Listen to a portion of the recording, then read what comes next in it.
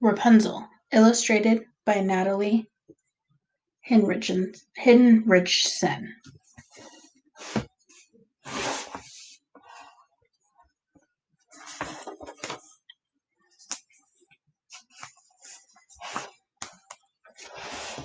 Once upon a time, a man and his wife lived in a little cottage in the shadow of a tall tower. They were very poor, but very happy. On the other side of their garden wall was a vegetable patch. It was full of tasty looking carrots, cabbages, and tomatoes. But there was never anyone in the patch.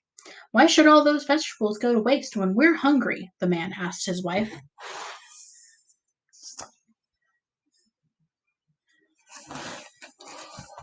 So he climbed over the wall and quickly filled his basket. As he pulled a carrot out of the ground, he heard an angry voice.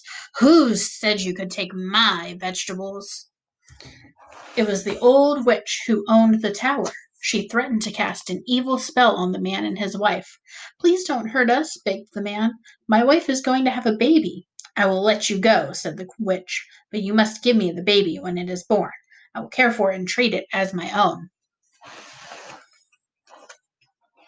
The man was so scared he agreed to everything the witch asked. Soon the man's wife had a baby girl, and the very next day the witch took the baby away. The witch named the baby Rapunzel. The baby grew into a beautiful girl, but when Rapunzel was 12 years old, the witch locked her in a room at the top of the tower, afraid that someone might take her away. A year or two passed, and Rapunzel grew taller and her hair grew longer. Poor Rapunzel was lonely and wished she had a friend.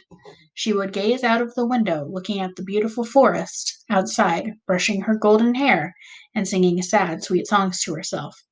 How I wish the witch would set me free. There's a great big world I long to see.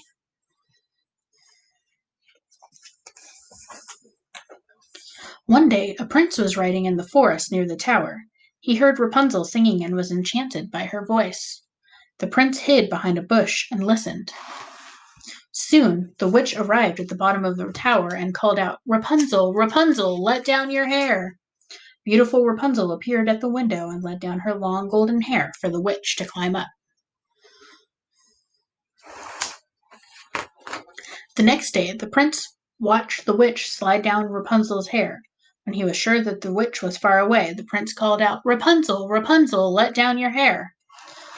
Down tumbled the long golden hair, and up climbed the prince.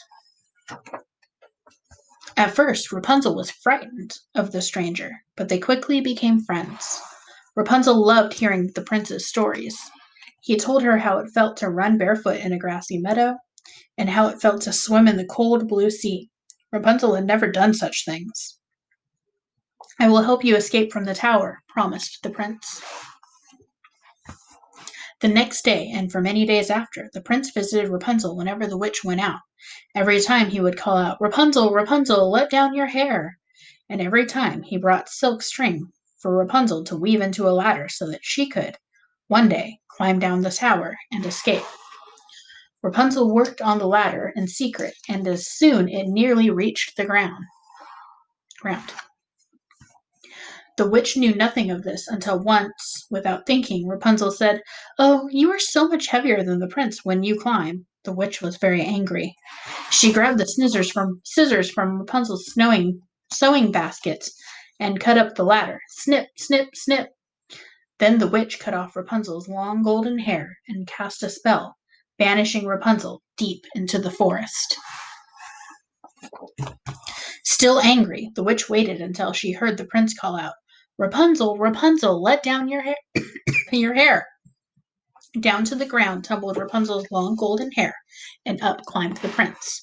Ha! Cried the witch, when the prince reached the top. You've come for Rapunzel, but she has gone, and you'll never find her. Shocked, the prince fell from the tower into a thorn bush on the ground. The bush broke his fall, but the thorn scratched his eyes, making him blind. For many months the blind prince wandered through the wilderness. Everywhere he went, he called, Rapunzel, Rapunzel, where are you? One day he heard a sad, sweet song float through the woods. As I roam from tree to tree, my true love's face I long to see. Rapunzel, Rapunzel, he called, is that you?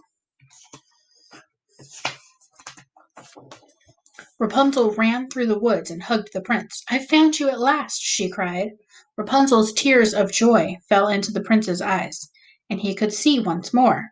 Rapunzel's long hair was short now, but she was still as beautiful as ever.